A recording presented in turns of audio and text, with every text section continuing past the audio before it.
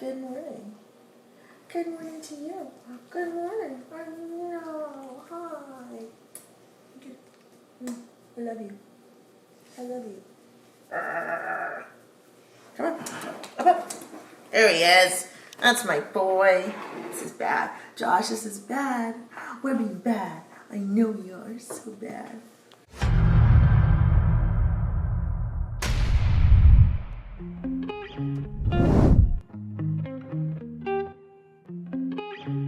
What's going on, guys, and welcome back to the channel. I have some pretty big news. If you have not been following along, we recently listed one of our vehicles for sale, and dare I say it sold. We listed it for sale a couple days ago and literally woke up the next morning with an offer and accepted it and didn't quite believe that it was the real thing. That's really fast. It was fast, right? Yeah, so we listed it for sale and I put it on Auto Trader and I shared it on, I think, Facebook too. And we didn't even really promote it heavily because I think I was just afraid to actually sell it. And so I listed it for sale and went to bed at I don't even know, it was I listed it at 8 o'clock, went to bed by 10 o'clock, woke up at 9 a.m. I think it was Monday morning, and had 20 emails about the car. I'm not even exaggerating. I had emails that I got at 2 a.m. from someone, and then they emailed me back again at 5 a.m. and they were like, well, I guess you don't want to sell this car, and fired back and asked the email because they emailed me at 2 and they were like, hey, I want to buy the car, when can I meet up? And then when I didn't respond within 3 hours in the middle of the night, they got extremely upset and they were like, fine, don't sell your car, I don't care. I guess you really don't care that much. And so I was like, dude, I was sleeping. It's the middle of the night. So yeah, so we got, I think it was, by the time I woke up and actually started to respond to a couple people, I think I had probably 8 cash offers on the car. Realistic, yeah. But one person on vacation in Myrtle Beach was like, I'm here vacationing, I'll get you a bank check and I'll drive the car home from vacation. That type of stuff. It was insane. So I definitely listed it too low. Which I thought I was listing it way high. So I'm like, I can't be mad. People are like, you listed too low, you should have pulled it and relisted it again. But I was like, if it sells for this amount of money, then I'm happy. And it was clearly too little. So if you're new to the channel and you have not seen the Dodge Viper, or you love Dodge Vipers and you want to see the Dodge Viper, or you're just staying tuned, why don't we go out front and check out the Dodge Viper and maybe take it for one last spin? Let's go.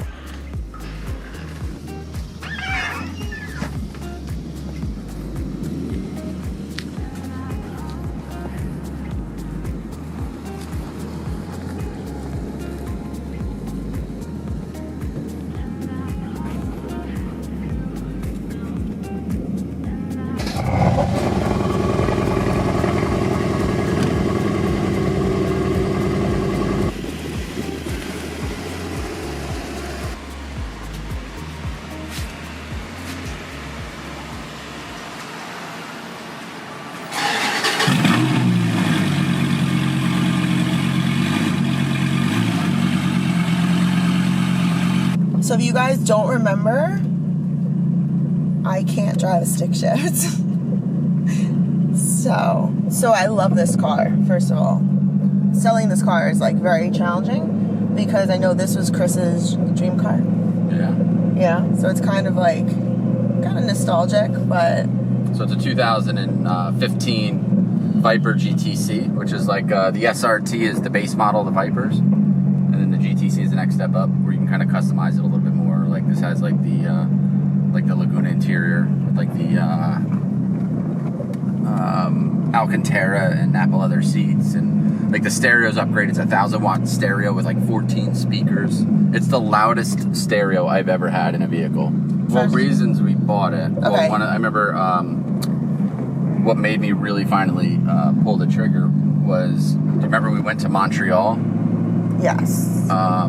We went to Montreal for a work trip, and we were walking the streets of Montreal after dinner, and outside our restaurant was a red Dodge Viper pulled up along the curb, and it was a Hennessy Viper from back in the day. And I remember looking at it, and I like kind of just stopped walking. I was just like staring at the thing. Like I didn't have words. I was like, oh my God, it was just like a thing of beauty. Like to me, it was like, you know, the car that I always wanted back since like the mid 90s when they came out. And it was one of those things I was just like, I'll never have one of these, but it's absolutely like, I got to stop and stare at it. And we were with a friend of ours named Matt, and he's like, you should get one. And I was like, I could never get one. Like, it's like one of those things where you're like, they're cool, but I'm never actually going to have one. And he's like, well, why not? And I was like, I don't know. It's not like something that I do in life. Like, I don't actually go buy stuff like that. And,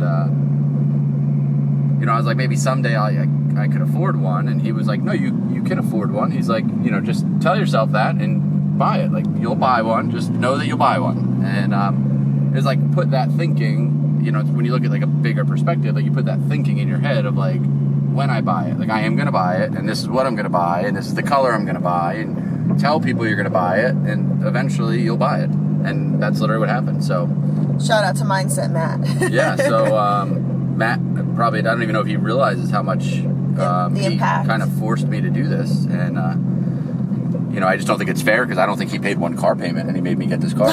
So Matt, I think, still owes us at least one car payment. It's the only fair thing to do.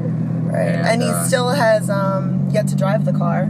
Yeah, so Matt, you have to fly out of here from Canada when they take away the lockdowns and come out for a ride.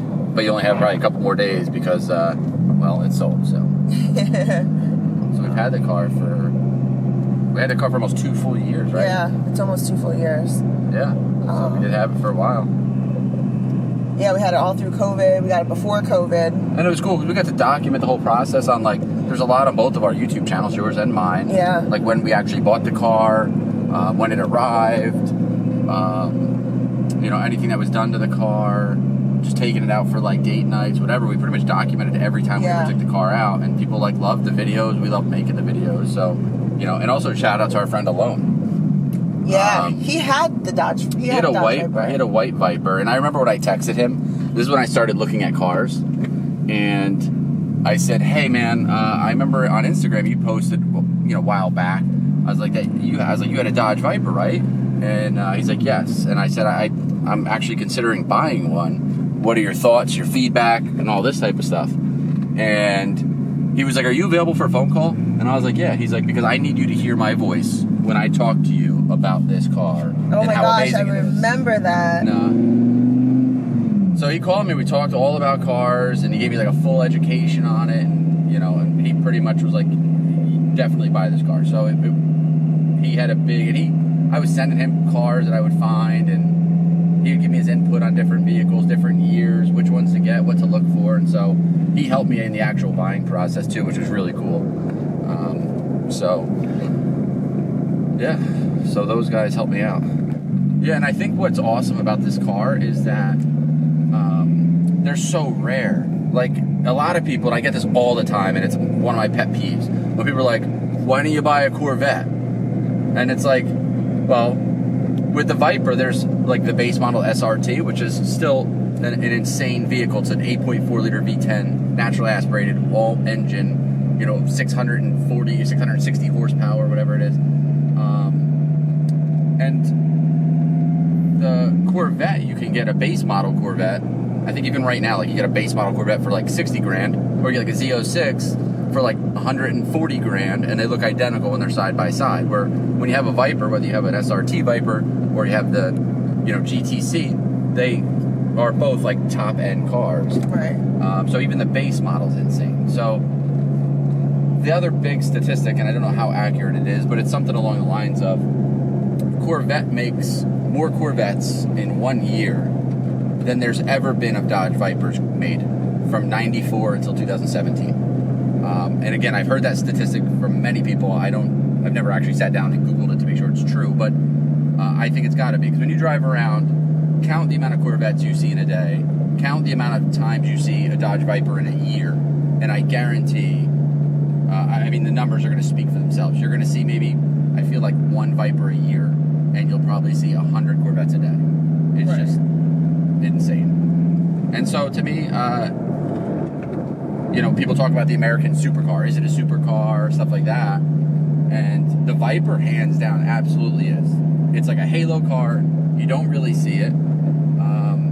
The performance, it's a naturally aspirated motor, a V10. The Corvette, yeah, like rivals it in speed, in looks, price, but like there's just no like rarity to a Corvette. There's hundreds of them. So, you know, I think that plays a big part in it. I remember the first day we got this car, we took it to the gas station, and I pulled up and I filled it up, and a guy walks right up to me, and he's like, "Man, I love Ferraris." And I was like, "Me too, but this isn't a Ferrari." And he's like, "Oh." But this is definitely one of those cars that you... it turns heads, that's for sure. If you're not like a people person and you really don't like to talk to people, which I get in my moods where there's days I don't even want to see people, this car's tough to drive because like literally you stop at a stop sign, you stop for gas, people take their phones out and film you, they come up and want to talk about cars, they want to talk about how they almost bought a Dodge Viper, which they didn't. But, so, I mean, it's fun. It's cool meeting people, and it is a lot of fun, but on the flip side, it's also sometimes when you're not in the mood to talk to people, you can't get away from it. Yeah, so we enjoyed it for 2 years. Drove my dream car for 2 years. Oh, it was funny, on social media, somebody commented when I was listing this for sale, and they were like, "I thought that was your dream car." And I was like, "It is." And they were like, "Well, it's not your dream car, because if you were an actual car enthusiast and it was your dream car, you'd never ever sell it." And I was like, that's the dumbest thing I've ever heard. Because, first of all, I have many dream cars. There's lots of cars that I want to own and I plan to own in my life. Like a Lamborghini Huracan. Another car that I guess you would say is my dream car and I want to own at some point. You know, I have tons of them. So, I just love cars. I'll drive as many of them as I can drive. And this was the first dream car of many that I own. So, I definitely think if you get your dream car, you can own it, drive it, love it, and then still sell it, and it's still fine. I agree. So, why we're selling it? So, for starters, I can't drive it.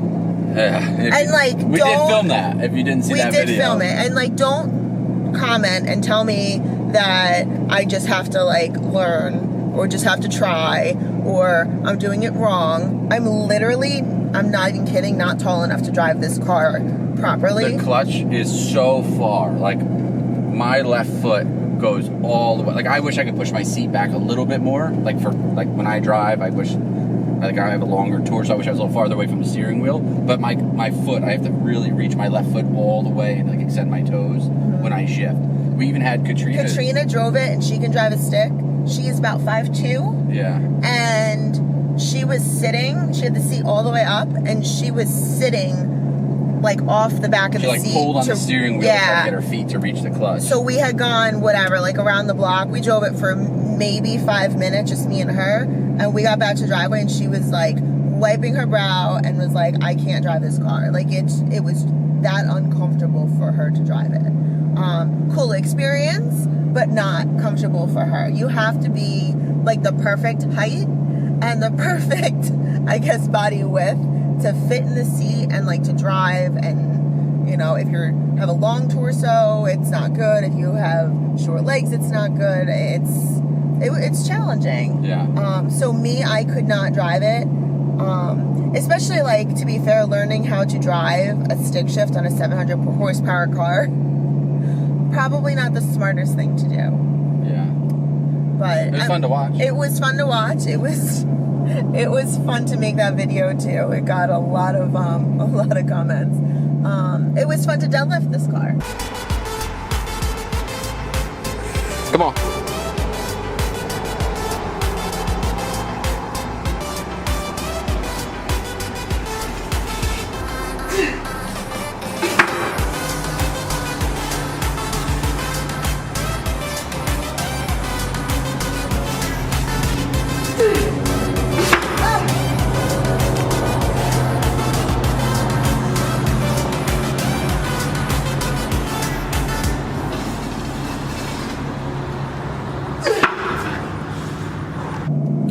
That was also fun. But why we're selling it, back to why we're selling it. So number one, I can't drive it. Number two, we take it out a lot for like date night, but we also have Kylie. And if we take it out for date night, we have to take her to the sitter, come home, switch cars, and then grab the Viper. Yeah. And that sometimes is a pain in the butt, especially if we're going in the direction of the sitter, to go all the way back home and then swing all the way back out again. So it really started to become like more of a hassle to be able to use the car. So that, I think that was like the biggest thing. And if we go to dinner, like I can't even like have a drink and make her the designated driver to come home. Right. Because she can't drive it. So we're literally like out. Like I cannot drive this car. yeah. So the 2-seater thing was fun, but man, is it a pain in real life. Right. So I think that's like the biggest thing. Number one, I can't drive it. Number two, the 2-seater thing, having a kid, it's just not realistic. Right. Other than that, there's really no other reason to sell this car. No. It's awesome. This thing's in like absolutely perfect condition. Yeah. It is, yeah. I'm definitely like sorry to see it go. It's like I said in the beginning of the video, it's nostalgic, it's surreal. It's also surreal that we even had the opportunity to own this car. Like, yeah. Like we kind of like gawked about it a little bit, but when Matt said just start telling people you're gonna own it and just do it, we're like, oh, I guess it could be that easy. And sure enough, if you have the right frame of mind and you work hard enough for something, you can make anything happen. You just have to be willing to put yourself out there and do the work. So I'm proud of us. Yeah, I'll be sad to see this go, but you know, there's more cars in the future. Yes, for sure. So like we said, super sad to see it go. The deposit has been made, and I guess the next video or when it's picked up, we'll film that so you guys can see it take off just like we showed you the car when it first arrived at the house in the trailer. Comment below, let us know what you think. Can you believe it that this sold that quickly? I mean, I guess I kind of can. Look at it, it's amazing.